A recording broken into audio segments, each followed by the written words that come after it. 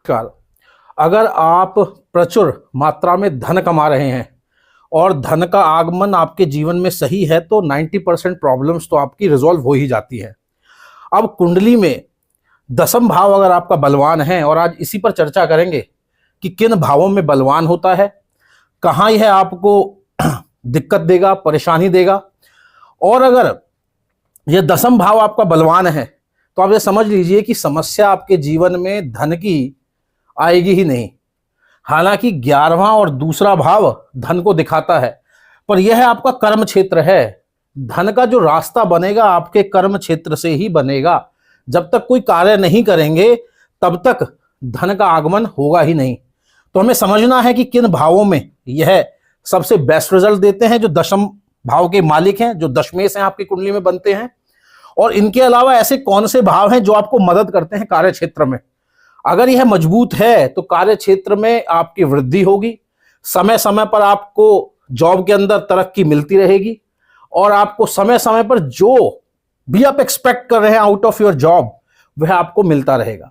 तो एक कुंडली ले लिया, इसको एग्जाम्पल के माध्यम से समझेंगे। देखिए, दसम भाव का मालिक आपका क्या रिप्रेजेंट करता है? आपका कार्य क्षेत्र। और कार्य क्षेत्र में दसम भाव स्पेसिफिकली आपके वर्चस्व को, आपकी पावर्स को दिखाता है।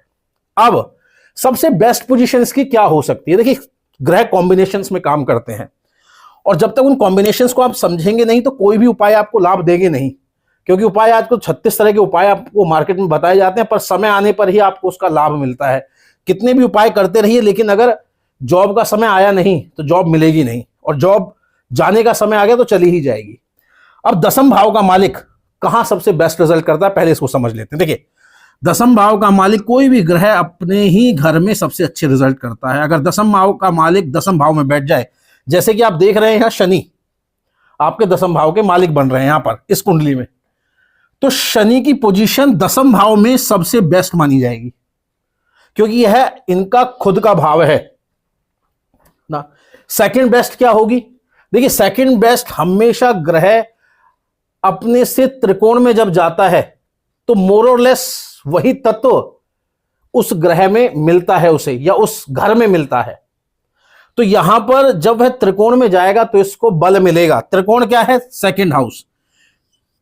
तो 10वां भाव हमारा क्या है? अर्थ त्रिकोण। तो यहां से अगर हम दूसरे भाव में 5वां भाव आगे जा रहे हैं त्रिकोण में, तो यह भी हमारा अर्थ त्रिकोण है।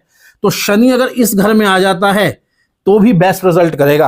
अब यह बात अलग है कि यह कुटुंब का भाव है, तो कुटुंब में कोई हानि कर दे, कुटुंब में आपकी ना बननी दे, ठीक है। लेकिन दसम भाव का मालिक होने के बाद यह जरूर आपको कार्य क्षेत्र में तो वृद्धि करेगा। उसके बाद थर्ड बेस्ट पोजीशन, शनि अगर 6th हाउस में आ जाए तो आपको शनि सबसे ज्यादा लाभ देगा। क्यों देगा? क्योंकि यह भी अर्थ त्रिकोण है। तो अगर आप यहां से देखें, दूसरा 10वां छठा, या दूसरा छठा और 10वां, यह आपके अर्थ त्रिकोण हैं। तो जीवन में आप जब भी लाभ कमाएंगे, पैसा कमाएंगे, अर्थ कमाएंगे, तो यह भाव एक्टिवेशन में जरूर आएंगे। अब बहुत सारे लोग छठे भाव को खराब समझते हैं। छठा भाव उतना भी बेकार नहीं है। अगर यह कॉम्बिनेशन गलत बना ले तो यह आपको हानि करेगा। अदरवाइज आपके जॉब प्लेस को भी दिखाता है कि आपको एनवायरमेंट वहां क्या मिलने वाला है जहां आप जॉब के लिए जा रहे हैं। तो 6 और 10 और 2 का कॉम्बिनेशन अगर बन गया आपकी कुंडली में, तो आप समझ लीजिए कि जॉब के अंदर में आप कामयाबी पक्की है आपकी। पर इसके आगे हम D9 मतलब नवमांश के अंदर में इनकी पोजीशन जरूर देखते हैं। और D10 आपका जो सेकंड, पहले तो D1 है, basically this chart is D1 लग्न। अब इसके बाद कितनी पावरफुल शनि आपका है, एक बार D10 में भी चेक करना होता है, वो किसी और वीडियो में बताएंगे। अब इसके अलावा और कौन सी पोजीशन हो सकती है? क्या यही बेस्ट पोजीशन है? देखिए, यहां पर शनि का एक और भाव बन रहा है, वह 11वां। अगर शनि यहां पर भी आ जाते हैं 11वें भाव में, या दशमेश 11वें भाव में आ जाता है, तो इसको भी हम बहुत स्ट्रांग पोजीशन बोलते हैं कार्य क्षेत्र के लिए या धन उपार्जन के लिए। तो अगर 10वें भाव का मालिक 11वें भाव में आ जाए, ये कॉम्बिनेशन बन जाए, one of the best combination है। अब यही दशमेश, अक्सर आपने पढ़ा होगा, दसम और नवम भाव का अगर कॉम्बिनेशन बन जाए, पीछे आ जाए, तो इसको इतना अच्छा नहीं बोलेंगे कॉम्बिनेशन को। यह आपकी जॉब की हानि का संकेत है, या कार्य क्षेत्र को हानि करने का संकेत है। क्योंकि कोई भी ग्रह अपने घर से 12वां अगर आ जाए, या जिस घर का वह मालिक है उससे 12वां आ जाए, तो वह आपको हानि करेगा, ना कि वृद्धि करेगा।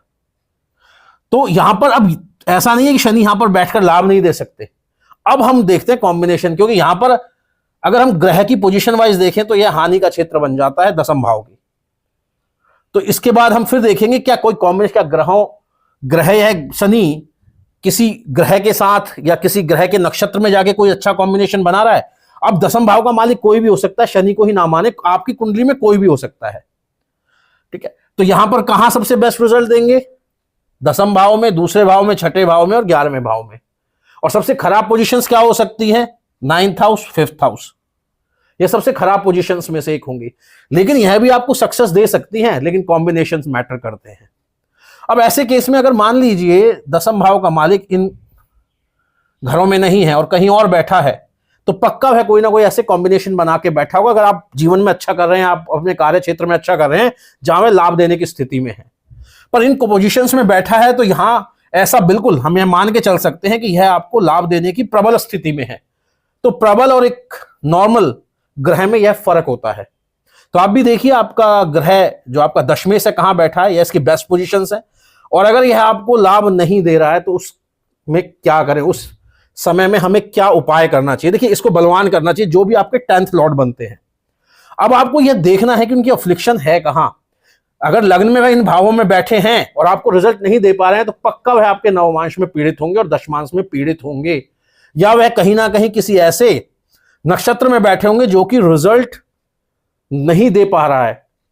तो यह ही समझना है हमें ज्योतिष पर। अब आपको बोला जाएगा कि तेल चढ़ा दीजिए, शनिवार को आप डीप फ्राइड आइटम्स बांट दीजिए। देखिए, कुछ सहायक हो सकते हैं, लेकिन सही समय पर आना और सही रेमेडीज को समझना आपको ज्यादा हेल्प करता है, बजाय कि कोई भी आप रेमेडी कर रहे हैं। तो आप देखिए, बताइएगा आपका दशमेश कहां बैठा है, और अगर आपको रिजल्ट नहीं मिल रहे हैं तो फिर इवैल्यूएशन की जरूरत होती है। और अपना एक्सपीरियंस जरूर शेयर करना, क्योंकि जब आप एक्सपीरियंस शेयर करते हैं तो यह सूत्र पक्का हो जाता है। तो वीडियो को लाइक शेयर करना ना भूलें। आज के लिए इतना ही, नमस्कार।